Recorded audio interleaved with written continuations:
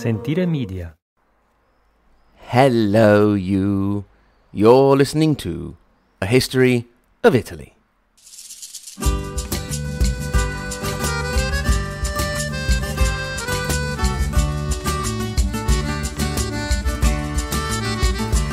Episode 117, Eleonora of Arborea and the Fall of Sardinia, 1326 to 1410. E così ritorno su, lascio I colli nelle valli, tra due salici piangenti, io ritrovo la speranza di un amore che ormai fu. We last left the beautiful island of Sardinia in episode 104 with the conquest of most of the island by the Aragonese. They had completely ousted the Pisans, who had lost all of their holdings on the island. The only thing that stood between the Spanish, or soon-to-be Spanish, and the total conquest of all of the island were some holdings in the north belonging to the Genoese Doria family and the last remaining Judicat of Arborea. Just a quick reminder that Sardinia had had a history that was quite different from the rest of Italy and indeed from a lot of Europe. As the continent was forming its mixed Roman and Germanic kingdoms and implementing the feudal system, the Sardinians were forming their own four independent kingdoms, the Judicats, with political structures which were quite modern due to the level of popular participation, and the parliament-like structures, the Coronas de Curatores and the Corona de Logu. As the new millennium came, the year 1000, Sardinia had slowly fallen under the influence of various Italian entities, with the maritime republics of Pisa and Genoa in the lead. Then, in 1297, Pope Boniface VIII had promised Sardinia to the Aragonese king James II, with the only issue that the Pope didn't really have any claim over Sardinia. It was more of a jus invadendi, a go-ahead for an invasion. The invasion hadn't come along until 1323, and then in 2 years the Aragonese got it all done, except for the territories we mentioned, including the last remaining Judicat of Arborea. This was also because the judge of Arborea at the time was an ally of the Aragonese. The gentleman in question was Ugone II, Ugone meaning Big Hugo. After the Spanish conquest, Big Hugo sent his two sons, Pietro and Mariano, to the court of Barcelona, where they were treated with great honours, and it is here that the younger of the two, Mariano, married a Spanish noblewoman, Timbora de Roccamberti. They had a son, who was also given the name of Ugone, and a daughter, Eleonora. Other sisters would come later. Now, in keeping with the Sardinian tradition of being forward-thinking, Big Hugo had a very modern view on women. You see, in the Middle Ages, if you had daughters, you could marry off one or two, but mostly you would just stick them in a convent. Granted, they usually led comfortable lives. They were noblewomen after all, yet they still got stuck in convents. Big Hugo declared that his daughters could go to a convent if they wanted, but they would really do what they wanted. The important thing for him was that they were happy. Isn't that lovely? Good old Big Hugo threw off his mortal coil in 1335, and the Judicat of Arborea passed to his first son, Pietro, so that he became Pietro III of Arborea. But he only lasted 12 years before he died without leaving an heir. So the Corona de Logu, the Parliament of Arborea, elected his younger brother, our Mariano, who became Mariano IV, and took up residence in the capital, Oristano, with his Spanish wife Timbora and his son, little Big Hugo, Ugone, and Eleonora and other two sisters. When Mariano came to power, the alliance with Aragon still held, but there was a slightly different point of view. You see, the Spanish viewed the Judicat of Arborea as a vassal state, It was very important for them to have total control of the island of Sardinia to complete their diagonal line of influence from Spain down through the Balears, through Sardinia, and to Sicily to have access to northern Africa and a good part of the Mediterranean. Plus, Arborea itself was the most fertile agricultural area in Sardinia, with vital fresh water supplies, as well as having important ports strategically placed in the middle of the western Mediterranean. Mariano, on the other hand, saw himself as an independent ruler. As you can imagine, these points of view could not really be reconciled for a long time. Indeed, in 1353 war broke out. The city of Alghero, to the northwest of the Judicat of Arborea, rebelled against the Spanish and declared for Arborea itself, who sent in troops to protect it. The Spanish would take it back, but in general, hostilities continued on and off for all of the reign of Mariano IV. He managed to rally the cause of the independence of the Sardinians, who flocked to his banner. Mariano was a good ruler, and it was he who issued the first version of the Carta de Logu, a sort of Bill of Rights or constitution of the Sardinian people, guaranteeing them many rights that other citizens in other kingdoms did not have. Mariano had the same attitude to women that his father had had, and he associated his wife to the throne and used her in important diplomatic missions, giving her an important role in the running of the Judicat. There was a convent outside of Oristano in which the nuns, yes, the nuns and not the monks, were copyists. Can you imagine that craziness going on? Not only were women being allowed to read, but they were also being allowed to write. The shame. And get this, there was even a school for girls. Will wonders never cease? Mariano ran a cultured court in general, promoting in particular the study of astronomy and science. He was also effective on a diplomatic level, managing to get Urban V to go against Boniface VIII's grant of Sardinia to the Aragonese crown, with the Pope even going so far as to depose King Peter IV of Aragon, known as the Ceremonious. Mariano died in 1375, and as we mentioned, was succeeded by his son Ugone, who became Ugone III, Big Hugo III. He was not quite the man his father had been, and held a less refined court and ruled in a more authoritarian manner. And we know that when one rules in too much of an authoritarian manner, people can get annoyed. After the break, we'll see what happened to poor old Big Hugo III. Before the break, we left off wondering how Ugone III, son of Mariano IV of the Judicat of Arborea, would get on. But before we get back to him, let's go and have a visit with his sister, Eleonora, who around this time finally pops up in the annals of history, appearing in Genoa in 1382, married with a child. Her husband was a Genoese nobleman with a pretty cool name, Brancaleone Doria. Brancaleone could be translated as lion catcher. Eleonora wasn't just some island nobody hanging around in the maritime Republic of Genoa. She managed to broker a deal with the big cheese, the top man of the Republic himself, the Doge, by arranging a marriage between her son Federico and the daughter of the Doge in exchange for a whopping great loan of 4,000 florins. It was while she was wheeling and dealing in Genoa that she received the news of the death of her brother Ugone III. There had been a rebellion of Sardinian nobles, and he had been found with his tongue cut out and a stone in his mouth, the death of a traitor. Eleonora felt that the long hand of the crown of Aragon was behind the killing.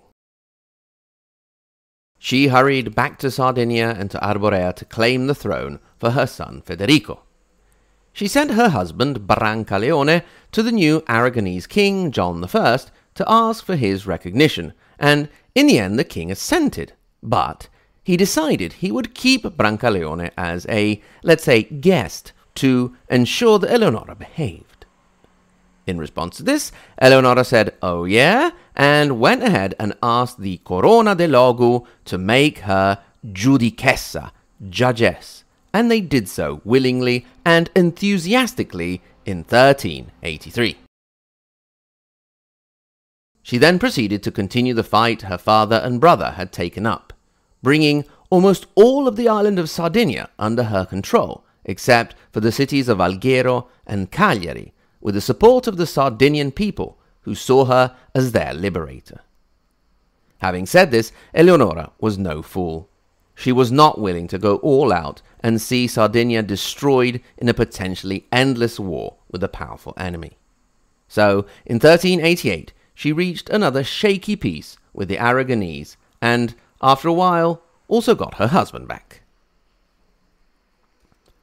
With Brancaleone back on the scene, she left more of the fighty, stabby to him, boys and their toys, don't you know, and concentrated on what she felt was really important, giving her people a clearly regulated code of laws.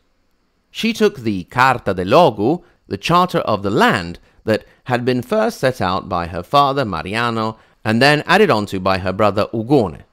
Indeed, she added so much, taking from custom and tradition and working between 1392 and 1395, that rather than that of her father or her brother, it is her name that is associated with this great document.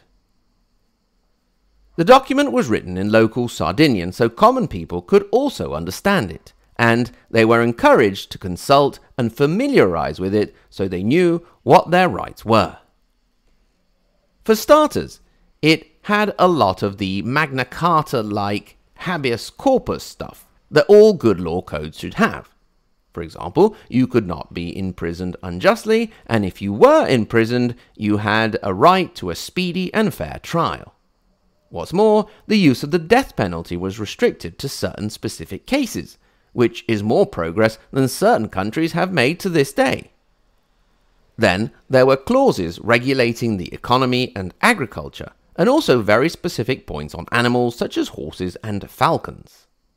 There were also very severe norms against those who ruin the environment, such as against arson. Then came the whole section on women's rights, and here we see not only the elements of Eleonora's upbringing, but her own strong and determined hand. First of all, women had the same rights to inherit as their brothers did. Interestingly, this clause was used as recently as the early 19th century, in which some sisters appealed successfully to the law of Eleonora against their brothers who wished to cut them out of their inheritance. Then there was the whole section on rape. If a woman was sexually assaulted, the rapist would be forced to marry her, but only if the woman wanted him. If she didn't, and one hopes that this is the majority of cases, the rapist had to find the woman a husband of her choice that pleased her, and also pay for her dowry. What's more, rape was not considered just a crime against the woman, but also against the state, and the perpetrator would have to pay a hefty fine of 200 lira. If you have no idea how much that is, it is the equivalent of 20 battle horses. If you consider that only rich families could afford even one horse, it was quite a sum. If the perpetrator didn't pay up the sum within a certain amount of time, he would have his foot cut off. Then there was to be no distinction of any kind if the woman was married, unmarried, a virgin, or not. This meant that the idea of non-married, non-virgins was perfectly acceptable. It was indeed a very important document. The Judicat of Arborea would not last long after the death of Eleonora. Her code, instead, would stay in place for 4 centuries.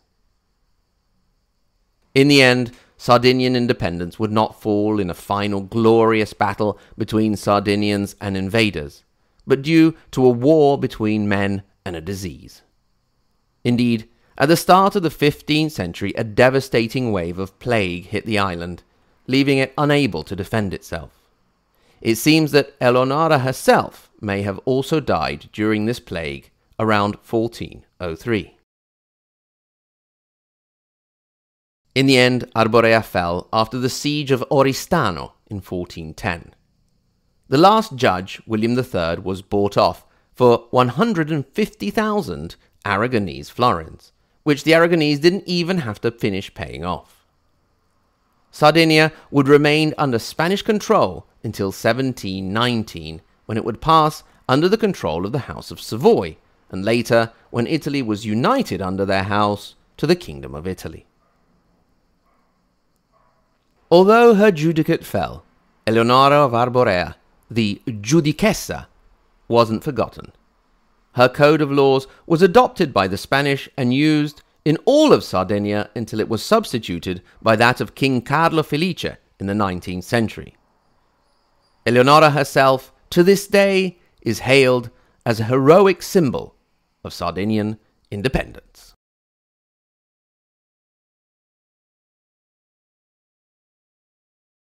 Thank you very much for listening.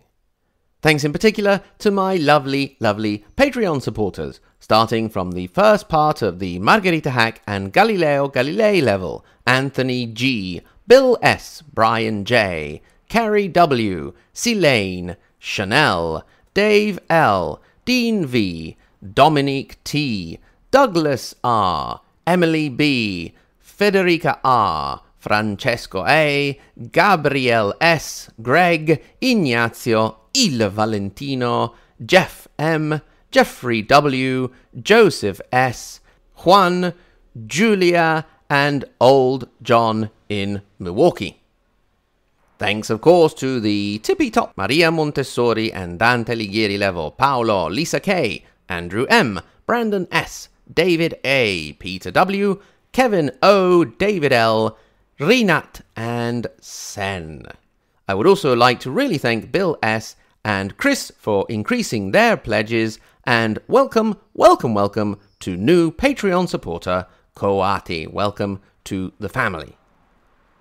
If you wish, you can get in touch. hello@ahistoryofitaly.com, or look us up on our Facebook, Twitter, or Instagram accounts. On our URL, ahistoryofitaly.com, you can click through to our support page and become a Patreon supporter and get access to extra content. If you've been thinking about giving a review and haven't done so yet, now would be the perfect time. Summer is here. Great moment to start reviewing your favorite podcast. Why not? Once again, thanks very much to you for listening, and until next time, arrivederci.